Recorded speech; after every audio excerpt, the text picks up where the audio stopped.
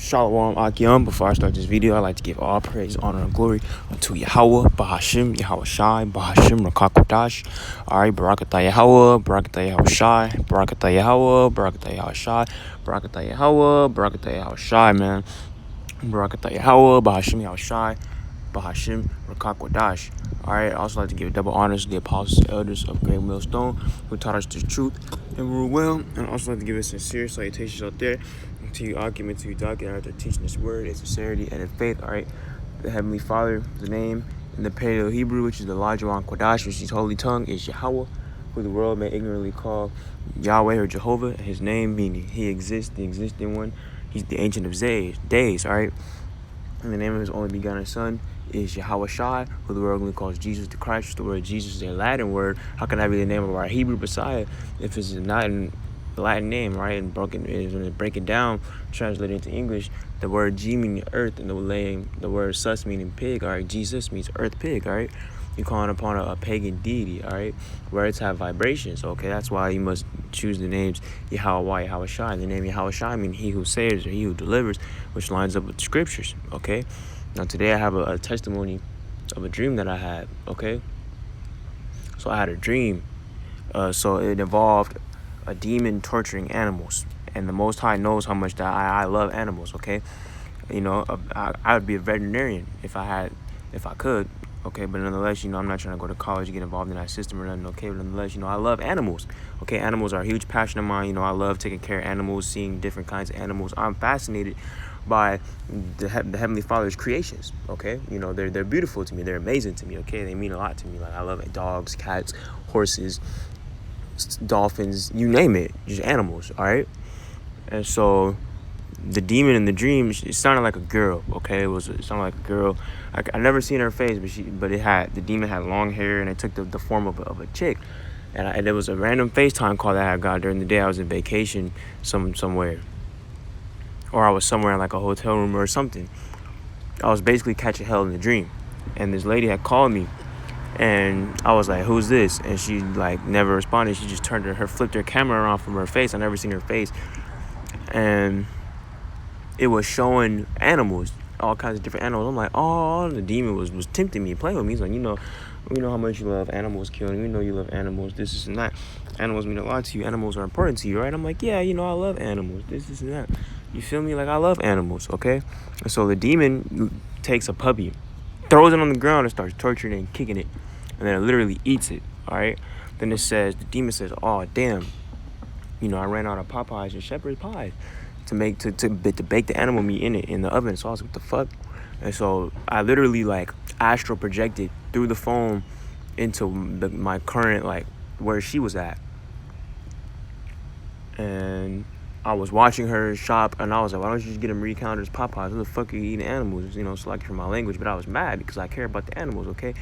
And I was just like, what the fuck, man? You know, like, I was angry that this demon was torturing the animals. Like, what the hell's wrong with you? And so the lady was like, no, I don't like that. You know, I like fresh animal meat, you know? And I'm going to skip over minor trivial details, fast forward in the dream, okay? And she's about to kill a cat. She puts it in a bowl, the bowl that has holes in it with the drainage and shit, you know? And I was like, what the fuck are you doing? Stop it, what the fuck? And it was like beating up the cat, and it had it trapped in the bowl so that it couldn't get out. And so the cat was like crying for help and shit. It was like meow, meow, like scared as hell and shit. Not knowing what the hell it should do. And I'm like, what the fuck? Like, I'm pissed off, right? And then all of a sudden, you know, the camera finally flips over and I see what the girl looks like. And it was a fucking demon. It was the most weirdest, most hideous shit I'd ever seen. The demon was built like Slender Man. It was tall and lanky. And it had a deformed face. Kind of looked like a spider or something. I don't really remember it like that because it was so quick. Everything happened so fast. Then I was like, what the fuck? And I remember I either said the names out loud or I thought about the names.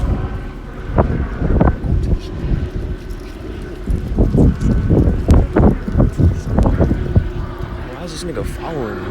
Okay, anyways.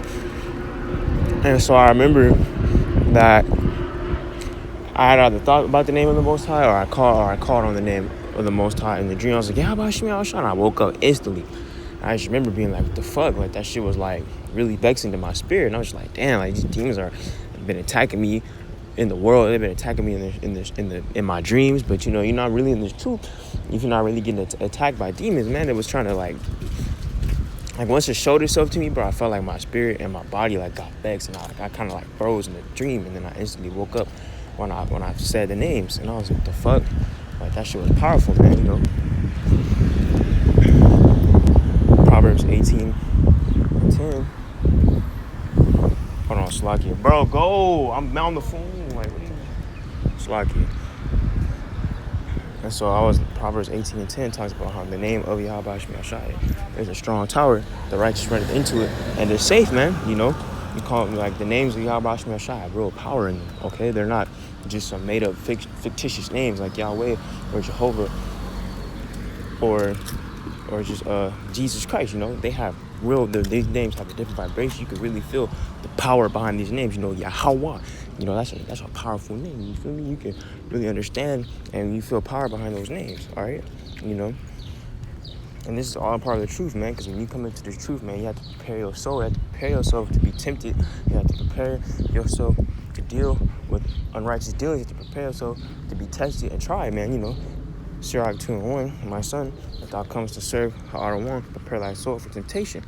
All right, set that heart right and constantly adore and make not haste in the time of trouble. Meaning that don't run away from this truth as soon as things start to get bad, as soon as things don't go your way, or as soon as something like this happens to you, when you get attacked by demons in your sleep, or like demons is plaguing your mind, you catch your hell, man. Don't just run away from Yahweh Hashem Yahushua, because Yahweh Hashem Yahushua is trying to teach you something. What can you learn from this? All right, Yahweh Hashem Yahushua doesn't just put you through hell, just to put you through hell. Don't have that woe is me spirit. Why is this happening to me?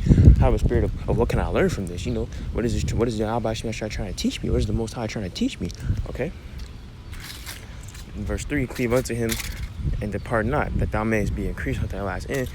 Whatsoever is brought upon thee, take cheerfully and be patient when thou art changed to a low estate. For gold is tried in the fire, and acceptable men in the furnace of adversity. All right. 1 Corinthians 11:32. But when we are judged, we are chastened.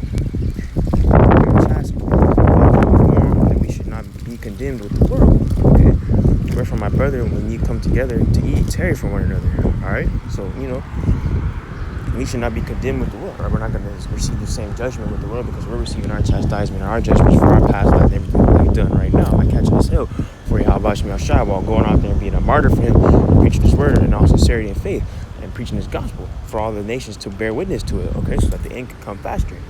All right, so that we can gather the elect.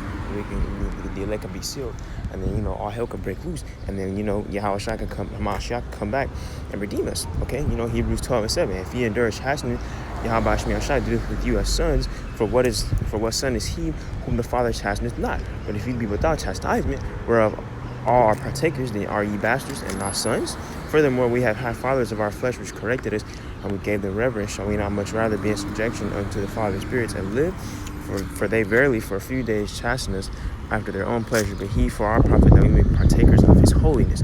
Now no chastening for the present seemeth to be joyous, but grievous. Nevertheless, afterward it yieldeth the peaceable fruit of righteousness unto them which are exercised thereby. Wherefore lift up hands which hang down, and feeble knees, and make straight paths for your feet, lest that which is slain be turned out the way, but rather it be healed. Follow peace with all men, holiness, which no man shall see Ha'ar, looking diligently, lest any man fail the grace of Yahweh Hashem Yahushua, lest any root of bitterness springing up trouble you, and thereby may be defiled. All right.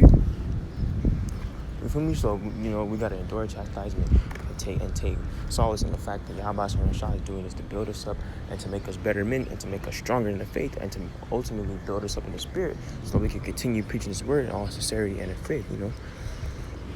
Ultimately, these names are powerful, right? Because Proverbs 30:4 talks about who hath ascended up into heaven or descended, who hath gathered the wind in his fist, who hath bound the waters in a garment, who hath established all the ends of the earth. What is his name and his son's name, if thou canst tell, right, man?